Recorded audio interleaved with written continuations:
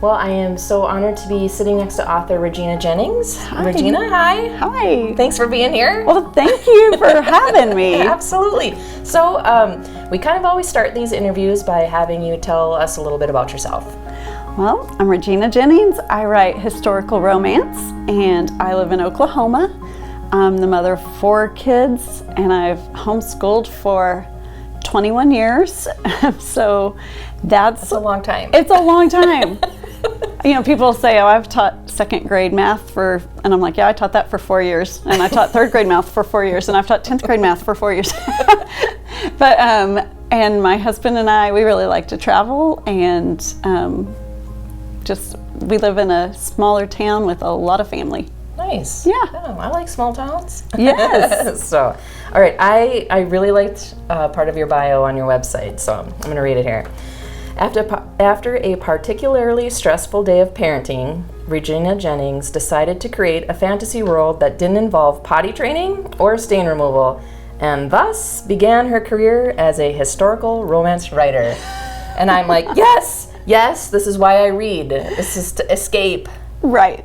So, where do we get to escape to in your books?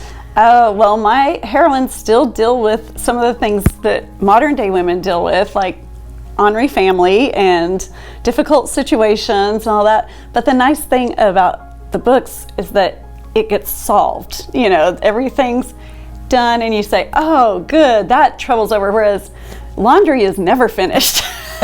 So at least you get that satisfaction at the end of a happily ever after. Yes. But yes, they're set in middle part of America, Oklahoma, Missouri, Texas area, and the mid to late 1800s. Okay. And so, like, what are some of the maybe like historical backgrounds in some of your books?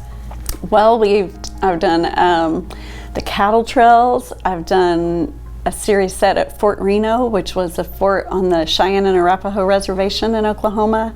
My current series is set in Joplin, Missouri, which was a very rowdy mining town that got, suddenly really rich, and all this money came in, all these people came in, but they didn't bring their manners with them immediately. So it was pretty rowdy for a while. Pretty rough. Yeah, and so Wild West, I suppose. Yes, and so a lot of I love working local history, and this series has a baby raffle. One of the children's homes advertised a baby raffle to raise money. So they raffled, like, you got a baby? That was the idea. Okay. That was the idea, and that interesting was advertised in Joplin. Now, whether or not it really happened is up for dispute, but it was in the papers. You can find it in the papers. And then there's a crystal cave that was found. It's like the world's largest geode that still exists under Joplin, but you can't see it. It's filled with water now. But so I love finding these historical events and things of local history and surrounding them with fictional people and working them into the story. How do you choose where you're going to locate the setting of your books?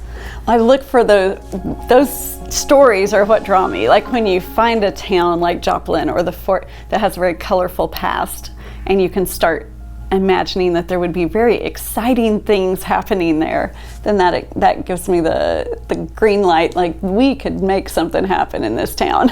Sure, but then, there's a lot of places in the United States. Granted, not as many back then, but how do you narrow it? Like, you throw a dart? Oh, it's Joplin. Let me research. And how do you get that narrowed down? Right.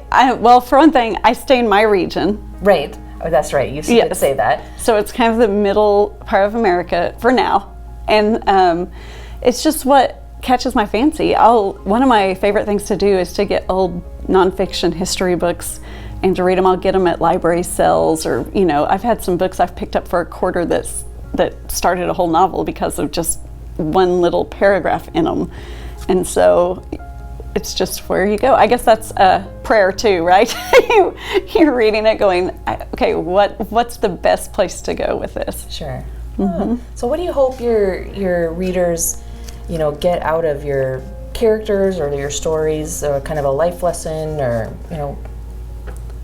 Well, first I hope they're entertained, because that's the main reason we pick up a book, is to be inspired and entertained and to be able to immerse ourselves in that story. I don't want anyone to pick up the book and be like, oh, this was a lesson, you know? Right. So first off, my first responsibility is to have a good story that they enjoy. And then after that, there's different themes in different books, but I do hope that they maybe come back with a better appreciation for the people they're around, maybe more patience, or maybe it was just to give them a break from the potty training and the laundry, give them a break so they can refocus and come back to their family and appreciate what they do have. Sure, and maybe learn a little bit about history along with it. I love doing the author notes where you get to say, now this was real, this part and this part were real. I really love that because I enjoy reading those things. Yes. I used to skip over the author note, but then I was like, oh, there's really good information in these author's notes, you know?